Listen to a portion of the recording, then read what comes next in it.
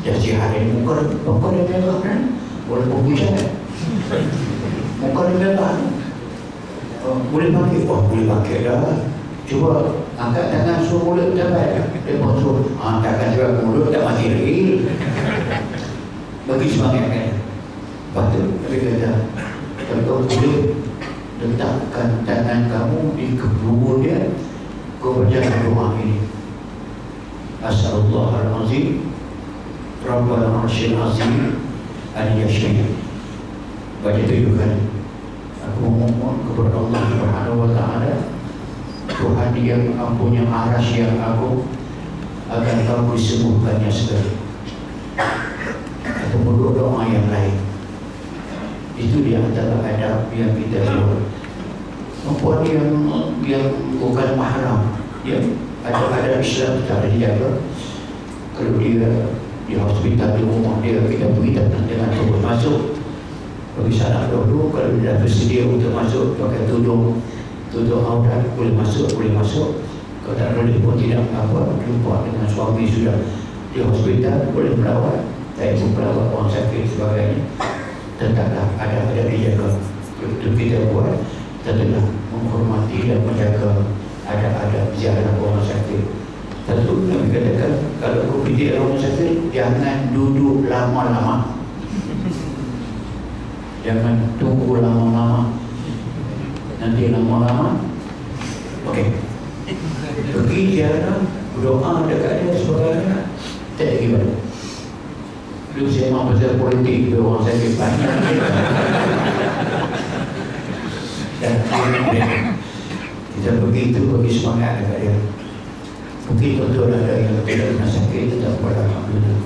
Doa yang pernah sakit tu, tahu saya orang jatuh, cara-cara yang pernah sakit. Memang bila kita sakit lama tu pun ada saat yang pun boleh mati sakit. Tapi ada kawan-kawan yang kita kena sama kawan terbaik kita, tapi dia tak mahu merawat kita. Tak ada apa-apa, tapi dia terasa bersempur. Kalau orang tu datang merawat, kalau orang tak kenal datang merawat. Saya dengan Ustaz sakit, saya tak senang nanti menantu dia nak mati Ustaz juga, dia mau hidup. Semangat kita lebih. Sebab harga ini bila kita merawat, boleh-boleh kita merawatlah. Kerana dia memberikan semangat dan memberi pahala banyak. Berapa yang merawat. Kalau kita dah pergi jalan, Allah Ta'ala ada di situ. Kita jumpa Allah Ta'ala. Dan kita berdoa, memang doa kita insyaAllah Allah makbul. Tidak ke semua, tapi itu di antara ajaran yang boleh kita buat. Allah. Balik yang kedua ni, itu masalah orang yang mati, apa yang patut kita buat. Saya pun pelik soalan macam ni selalu timbul. Saya jawab sekali timbul lagi. Mungkin ni orang baku kot, tak apa.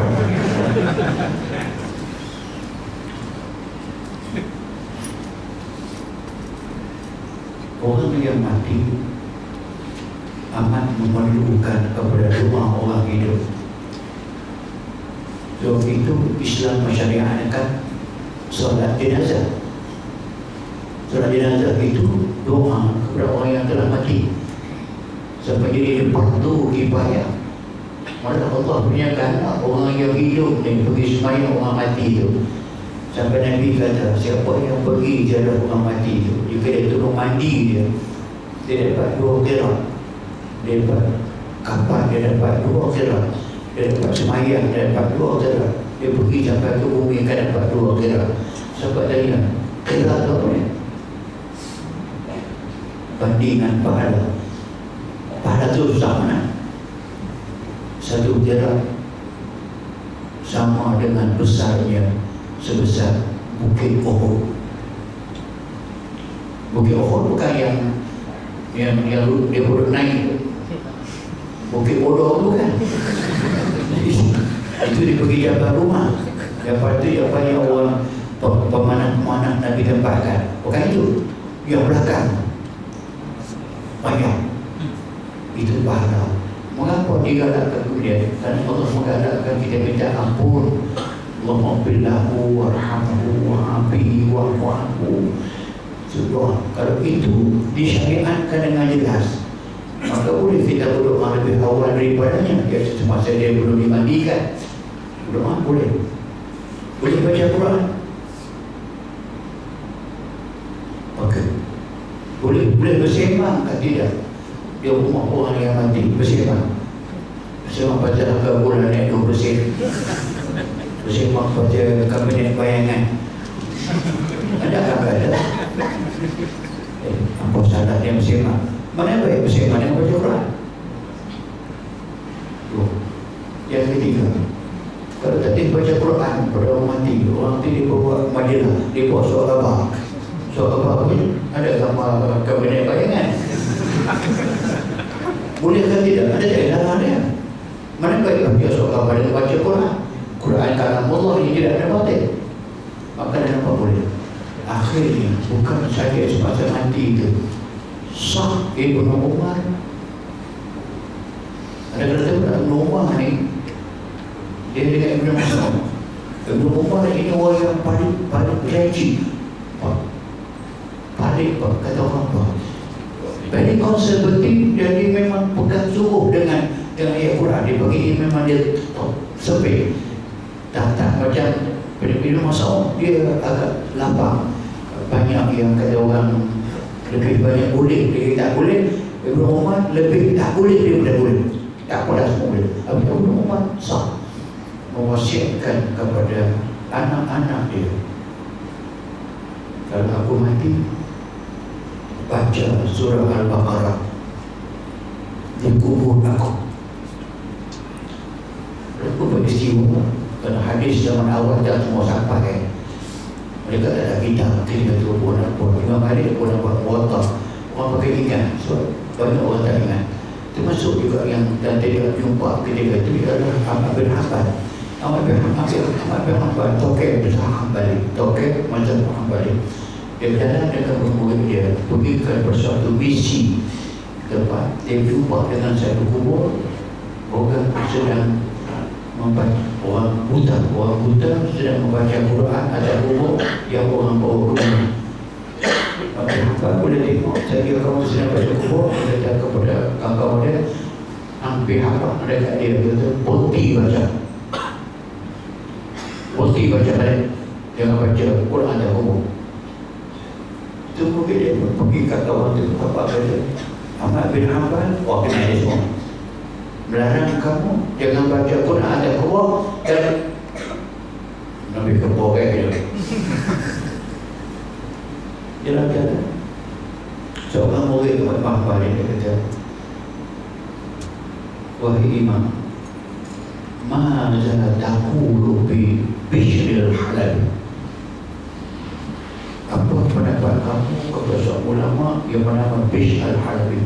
Maksud dia, Bishr al-Halabi ini ulama besar, ulama kecil ke boleh berjaya berjaya. Kata Bishr al-Halabi siapa? Aku hormat dia ulama besar, dia siapa? Dia tak lupa, dia boleh berjaya. Semua dia kata, ya imam, Bishr al-Halabi lah yang telah meriwayatkan suatu hadis, suatu asar. Dia kata Ibn telah mewasiatkan kepada anak dia baca Quran atas kubur dia sampai dia kubur. Dia tengok murid atas kata bawah, ada kata, dia kata Bishr al-Halabi yang telah menyatakan Ibn Umar mewasiatkan baca Quran di kubur. Kamu pergi balik cari orang buta tadi. Kau pergi semua aja orang buta tadi. Kata aku tarik balik yang tadi, dia baca semua Quran dan Quran. Banyak perbahasan lain. Maka maknanya boleh baca Quran. Kata aku lepas mati, baru mati boleh. Yang baru mati itu ada sahih yang iqra'u Yasin ala mautakum. Ada sahih, iqra'u Yasin ala mautakum, bacalah Yasin ke atas mautakum, orang yang telah mati di kalangan kamu. So orang yang tak mau baca Quran itu dia takwilkan. Dia kata mau takut itu bukan makna orang yang telah mati, orang yang nak mati.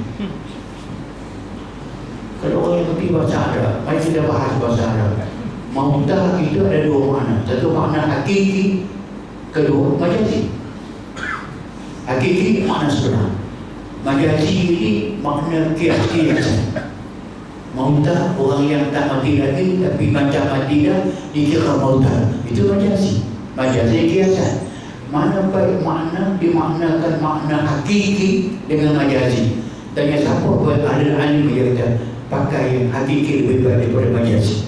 Majazi kiasan.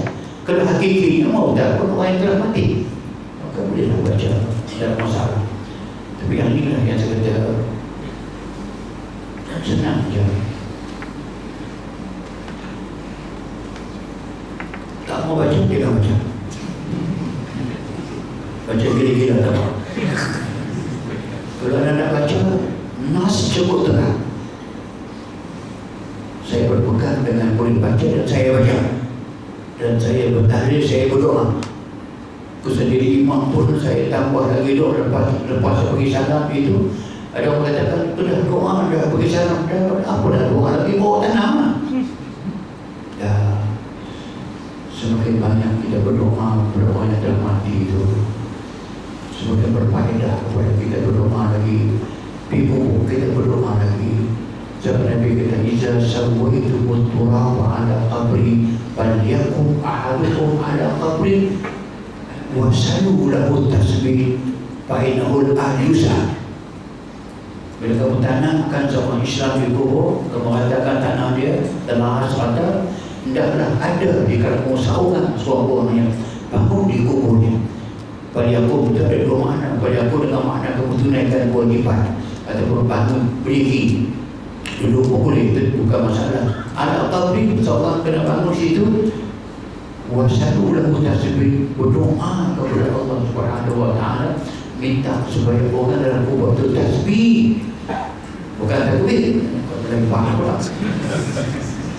Salu lahu tasbih, minta hati dia cekap, minta pendirian dia teguh, minta dia hadapi malaikat maut itu dengan keyakinan. Jawab soalan, jawab. Fa'inahul ahyusa, dia sedang nanti ditanya oleh para malaikat. Ada hadis lain, man mayyitu bil qabrihi illa kal ghariqil mutaghawwisi yantadiru du'a ahli. Orang yang mati dia masuk kubur, tak ubah seperti seorang dia tenggelam timbul dalam air jinunya ada urut. Seorang yang tenggelam timbul, seorang tidak boleh berenang, jatuh dalam perigi, jatuh dalam laut. Itu al-gharib, orang yang sedang tenggelam. Al-mutaghawwis, tenggelam timbul. Apa dia buat ketika itu? Yantaziru du'a ahli. Dia amat mengharapkan sangat ahli dia, keluarga dia, kawan-kawan dia berdoa kepada dia.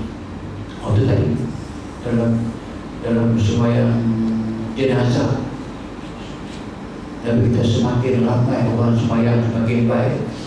Kalau sedikit pun nak tunjuk ramai juga, boleh kena buat 3 saf sekumpulan, banyak lagi baik.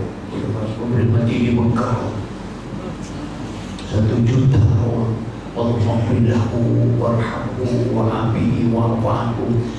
Dan sembahyang pula ikhlas, dia tak akan dapat duit punya. Kita ada juga semua duit. Okey, kesimpulan kesemua sekali, maka wajah adalah anda baca Yasin, wajah anda bertahlil, bertahmid. Kenapa? Perbuatan itu sama dengan mengadakan majlis zikir. Majlis zikir kena buat, kena ada berdasarkan hadis sahih Bukhari, Muslim, Abu Dawud dan Ibn Majah, muttafaqun alaih. Allah Ta'ala ada malaikat sayyarah yang kerja mereka syariat ini cari majlis zikir. Tak kira di mana, tak kira waktu mana. Ada orang berkumpul saja, buat zikir saja, baca Quran saja dan sebagainya. malaikat sampai berdoa, dia bawa terus doa itu kepada Allah Subhanahu Wa Taala. Panjang sangat cerita. Saya tak tahu, saya baru ni pun ceramah.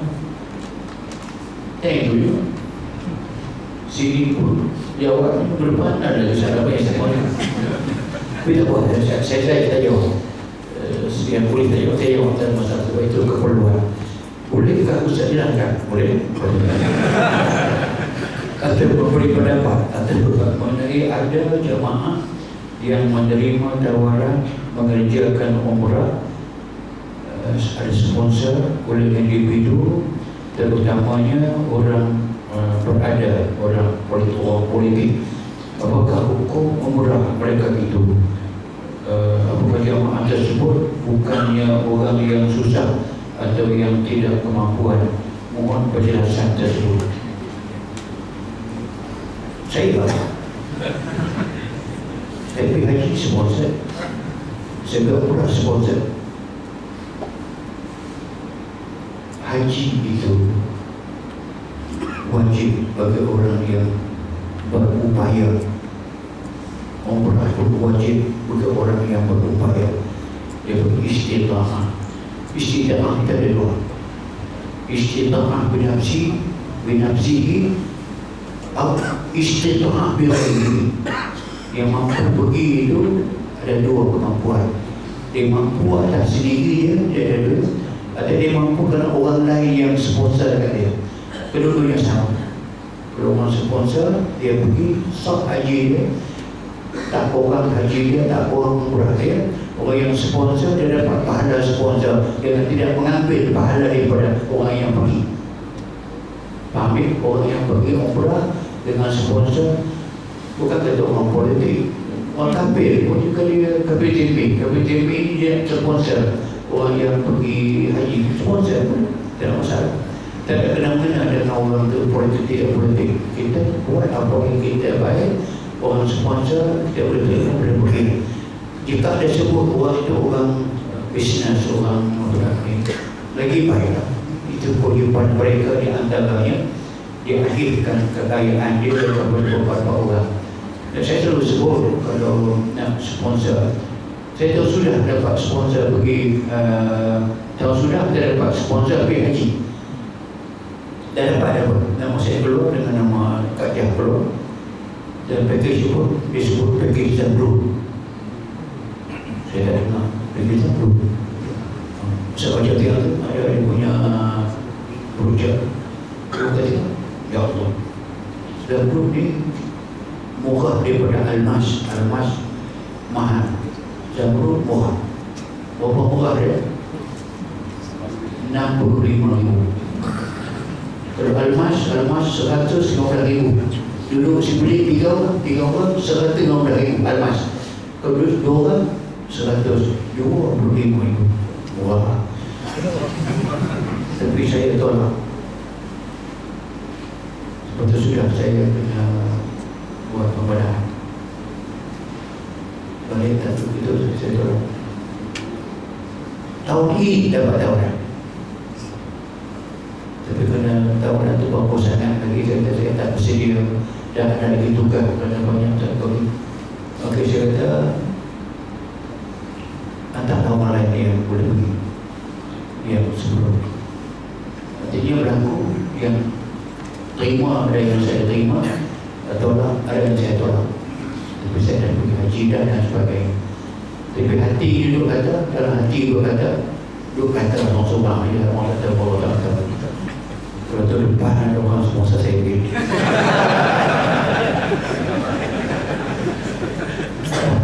Tak masalah saya maka boleh pergi dan sebagainya. Bagaimana cara untuk berdakwah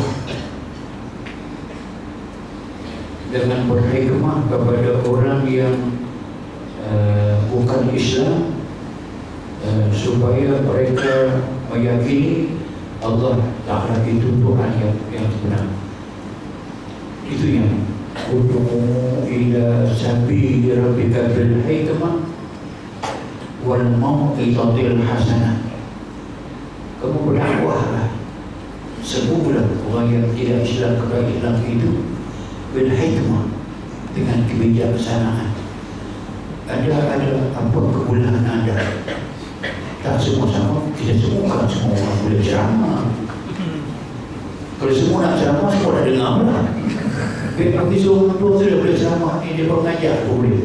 Ada yang lain, apa ada kebolehan ada. Anda boleh ada beri konvensi dalam idea, okey, Nabi siapa nak bercakap dengan dia, gunakan itu hikmah. Ada yang kedua, wal mau izabil hasanah. Dan tunjuk contoh yang terbaik kepadanya, yang berpandukan kepada Islam.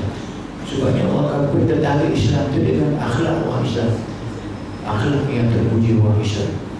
Okey, apa sahaja yang boleh anda gunakan sebagai medium untuk menyampaikan mesej kepadanya, sebagai mesej. Kadang-kadang itu kita dengan tidak sedar kita menyebut benda-benda yang tidak kita berniat untuk mengajak dia kepada Islam, tapi kita sebut bahawa mengajak touching dia, yang touch dia, boleh berubah kepada Islam, boleh tukar kepada Islam. Apa sahaja kita berbalik soal tadi itu, yang ujung wajah dulu bidati ia ahsan. Bagaimana dia bertanya kepada kamu apa nak tanya, dan kamu jawab pertanyaan dia. Kalau kita tak mampu menjawab, saya banyak yang terpaksa menerima masalah orang dari kawan dia yang cakap tanya dia 2-3 soalan, satu tak ada jawab. Kata yang ni kena pergi jumpa Musa Harudin, aku pula kena. Dia orang so kita tercakap dalam konteks agama dan sebagainya. Dan selalu saya gunakan orang yang ke satu poin besar. Orang yang tidak percaya kepada Tuhan dari soalan,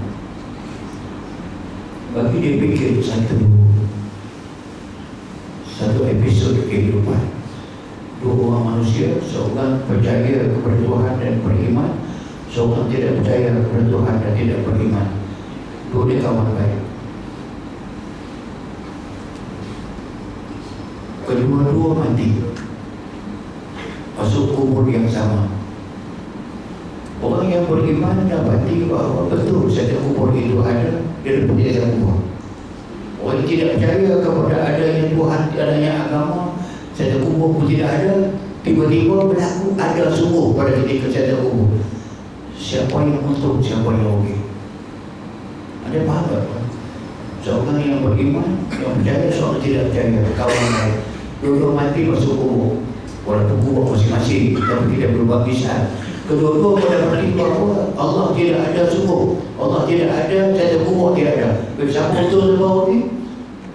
Siapa tahu? Dan tak ada satu kubur. Siapa tak betul, siapa tahu ini? So, untuk apa? So, tak boleh cakap ke kawan dia, ada mampu dalam kubur tu. Tapi kalau dalam keadaan yang pertama tadi berlaku, setiap kubur ada sungguh, yang beriman beruntung sungguh, yang kubur, yang etis, rugi sungguh, siapa yang rugi sungguh? Sejulah yang tidak beriman rugi. Semua apa bila yang rugi, tak ada yang untung. Oh susah ini orang agama ni, kenapa? Dah. Dalam Islam, kalau kamu beriman Allah Subhanahu Wa Taala, mati, akhirnya kamu akan masuk syurga juga. Kalau dia etis, dia tidak beriman, dia akan neraka selama-lamanya. Kalau dia beriman saja, tetaplah dia akan dapat pada syurga pada akhirnya. So, ada juga harapan walaupun pada akhirnya. Mana baik daripada ada harapan walaupun pada akhirnya, dengan langsung tidak ada harapan. Saya ada banyak pengalaman, saya ada orang yang bercakap itu, dia balik dia fikir, datang pada saya. Dia kata, are you sure? Yes, why not sure? Cakap baca Quran dan sebagainya. Sama ada dalam Quran ini kita dapat wahyu di tangan pemanah wahyu dari Allah Subhanahu Wa Taala kepada sebuah Quran. Daripada awal turun macam ni sampai akhir macam ni. Tidak pernah mana-mana orang kafir yang mengaku Islam berjumpa dengan sebuah kesalahan dalam Quran. At any angle. dekrinya, faktanya, apa saja, semua. Ya, ada punya metode kita yang terjamin tidak ada sebuah kesilapan. Membuka idea dia, hukum dan sebagainya. Apapun itu di antara saluran-saluran yang boleh kita gunakan untuk mengajak orang itu. Tapi yang penting, buka dialog dan ada jalan untuk bersembang untuk sedikit demi sedikit. Dan yang bantu dan hidayah. InsyaAllah ya Allah.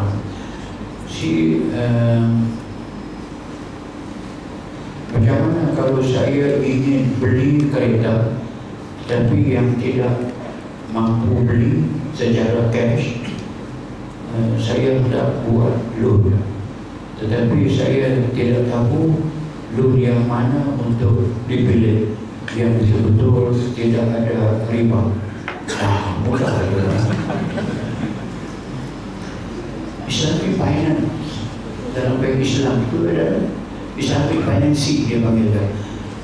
Bank Islam menawarkan tema itu.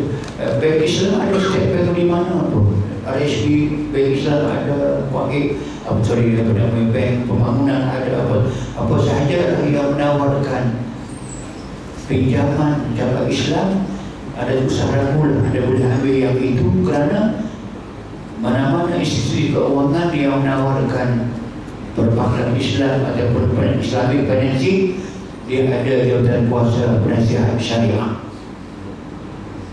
yang lulus syarat, diluluskan mereka berjual beli ataupun berbisnes ataupun bermuamalah. Yang tak lulus syariah, mereka tak benarkan.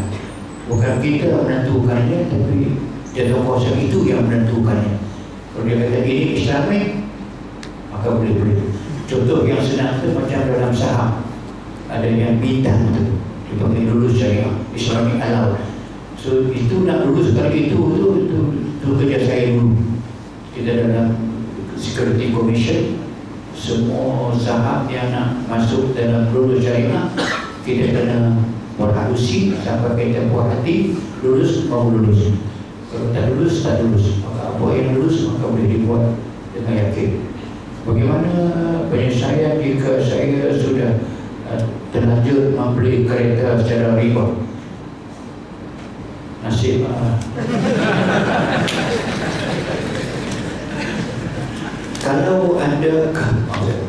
kalau masa anda beli itu tidak sedar itu riba atas nama kejahilan, ada dosa kerana jahil saja.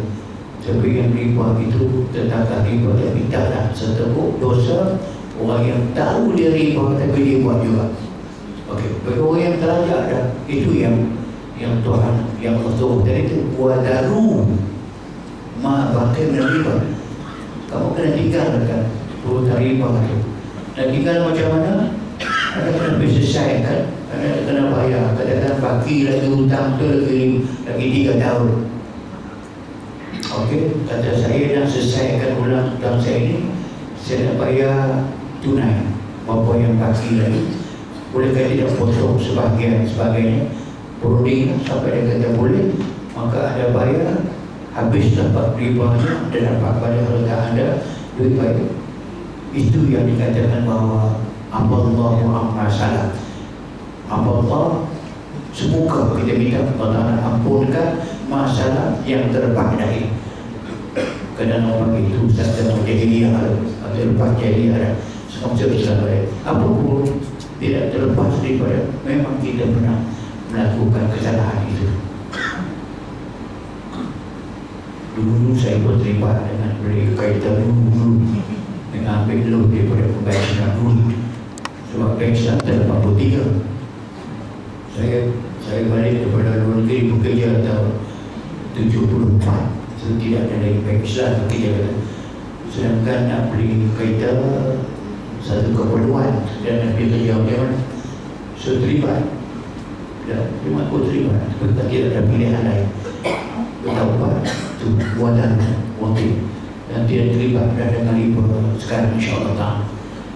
Demikianlah untuk hari ini, insyaAllah kita akan sama kali sekian saja. Assalamualaikum warahmatullahi wabarakatuh.